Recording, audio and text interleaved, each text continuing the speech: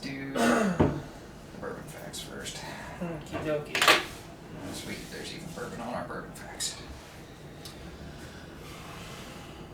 Hello, everybody, and welcome back to here. The non-speakeasy like place. I'm Zach. I'm Jake. We are the Dirt Road Men. I don't know why I put this bottle here where it's going to confuse me in the thumbnail, but I did. That's what we're drinking today.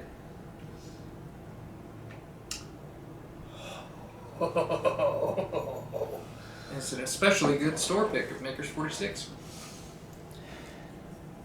That's great. That's been... I heard it was a 10-year-old barrel, but it doesn't say that on there, so I don't know. Anyway, we're here to tell you some fun facts about bourbon. Because, you know, we're doing more content and stuff. And if these seem completely off the cuff, as though we were almost unprepared for this video, that might be because we were supposed to shoot something entirely different today. But it snowed and I bought a Challenger, so I can't go anywhere. Anyway. Have you played around in the snow? Oh, I have. I cut like 16 donuts in the Family Dollar parking lot earlier. Nice. Did you turn off traction control? I did. Oh, I bet that's fun. Oh, yes. Yeah, it is. Okay, so who wants to go first? Well, I did the intro, so why don't you say the first one? There are more barrels of bourbon in Kentucky than there are people. And I was trying to look it up because I thought that I had heard this somewhere, but I couldn't confirm it. They said, supposedly, that 2.1 million barrels were filled in Kentucky in 2020 alone.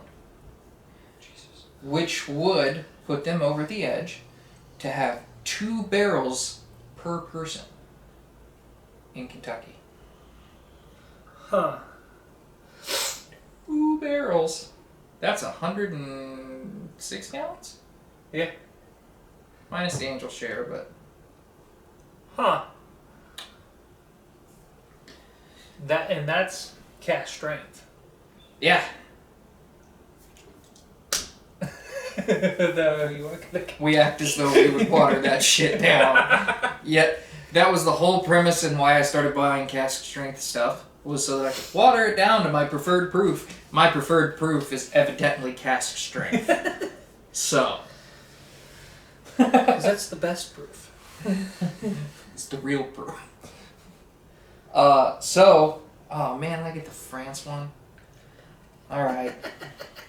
So the name actually came from Bourbon County, and the name for Bourbon County came from Thomas Jefferson, who kind of liked the French because he died in debt over a lot of their wine. He really liked to draw French girls, I hear. Anyway, it was named after a French royal family that ruled for a good portion of the 16th, 17th, possibly the 18th century. So in other words, they helped us win the Revolutionary War. Some might say that Britain's forces were so divided trying to fight France at the same time they were fighting us that we won because of France. But some might also say that Russia won World War II, yet Russia was in there for years before we showed up, and then magically it was over. So, you know what? Fuck you. Anyway, in other news, that is the last war that France contributed to in any meaningful way.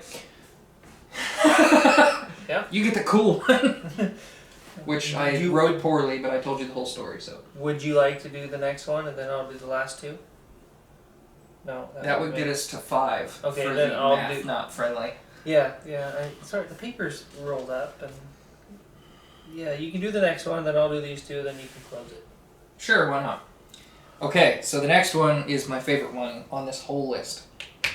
Thomas Jefferson was the governor of Virginia during the Whiskey Rebellion, / right after the Whiskey Rebellion,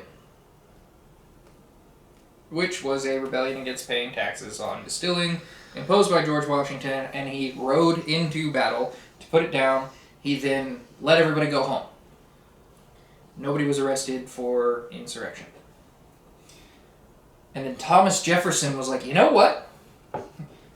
I'm going to give you 60 acres of land in what is now Kentucky, but what was then part of Virginia, if you agree to move down here, live on it, and produce American corn liquor.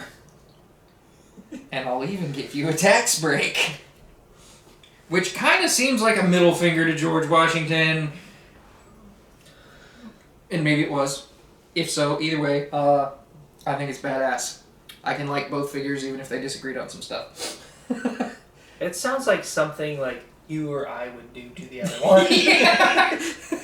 Or like, you know, if one of us was actually put in charge of running a state, and then say there's, you know, and we saw that same kind of thing go down, it seems like exactly the type of thing we would do. Like, you know what? Yeah, they don't want you to do that. We will incentivize you to move here and do it, and we will give you a tax break. Which is the whole thing you were fighting about in the first place. Just give me a barrel. Pretty much. Although he was more of a wine man. So I think that was an entirely fuck the man move. Which is great because he was the man. He wrote the Declaration of Independence. So He was just like, fuck me, right? well, he wanted a nation of yeoman farmers, and he was actually an anti-federalist, meaning he was against the ratification of the Constitution. Really? Yes! He preferred the Articles of Confederation. He basically was like, we just need to amend the Articles of Confederation because this new system we're building under the Constitution will not adequately represent the people. And,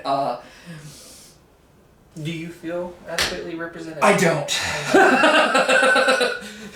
Although Senator Roger Marshall did bother to sort of contest the, according to YouTube, completely free and fair, non-fraudulent election. Oh. Even though Time magazine literally just put out an article saying different, but that's for another video. Excuse me? This is Bourbon Facts. And we're not really sure who made it up. Oh, man, they're all good. This one's another fun one. Some people will say Elijah Craig, but a lot of other people credit James C. Crow with inventing the Sour mash production process. You couldn't even infer the next word based. Dude, I saw pro and I was like, production. It says PROCE. It's alright. It's alright. I just want to know how Jim Crow got involved in this whole thing. We looked it up, actually, before we did this video. Not the same dude! This is James Crow of Old Crow fame. No relation to the Jim Crow you're thinking of when we say... No, he was not a traveling racist fella. That, yeah. It was not that. I mean... Well, he might have been, but yeah. he wasn't related to those laws. No, James Crow was a Scottish immigrant. He was a chemist. So he's probably racist against the Irish. He was a chemist and a physicist. Yeah, those go together often. Or physician. No, probably the sciencey part, not the medical part. One might call medical practice science. Medical science. Yeah, but that's... I know what you're saying, man. I just gotta bust your ball a little bit there. That's alright. But yeah, different people. And you, as I alluded to by saying this is James Crow of Old Crow, you've also obviously heard of Elijah Craig, or you should have if you've made it this far. It's like one of the most popular bourbons out there. So, it's also one of the better ones. Yeah. And they both come from the same distillery. Yes, they do. Which one was that again? Beam. Elijah Craig's a Beam? I think so. I thought they were Brown Foreman.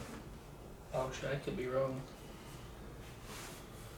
I know Old Crow comes from Beam, but I Uh-huh. wasn't entirely sure because I thought Elijah Craig was Brown Foreman, so that's why I was like, I'm lost now. Oh, maybe I'm mixing up, Nope, I'm thinking of Maybelline's. I was wrong. We don't know. We don't know. That's not the facts we're here to tell you today. So, Now, we say this one a lot.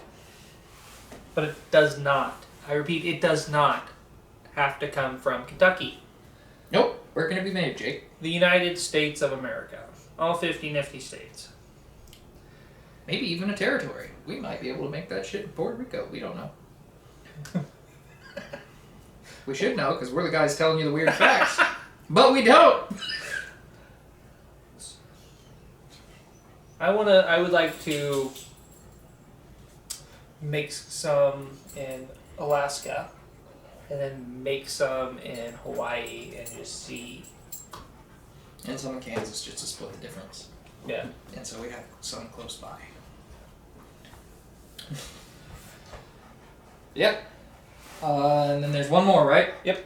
Fact number 6. You might be wondering why we did 6 facts instead of 5. That's so there's an even number, so we could say the same number of facts. Until 2014, no whiskey had been distilled in Bourbon County, Kentucky since Prohibition. And even to this day, you mentioned this, so I'll let you have that thunder, about Jack Daniels. Oh, yeah, the county Jack Daniels is distilled in Tennessee is a dry county, so they can't even actually like sell it to the public. In other words, there's still some really stupid liquor laws on the books, and we left the door open, so that you might be hearing is my dog wondering what the hell. He's adorable, though. You just can't see him, because he may be big, but he's not big enough to be at the top of this table. So.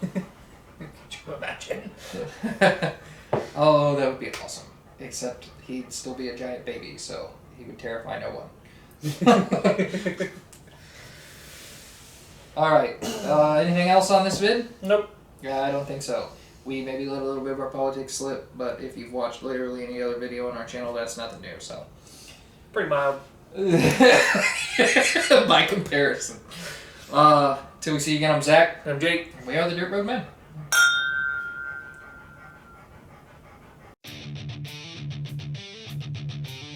Hey everybody, if you like this video, hit a like or dislike, comment, subscribe, and hit the notification bell. And if you really like what we're doing, check us out over on Facebook, where we post every day.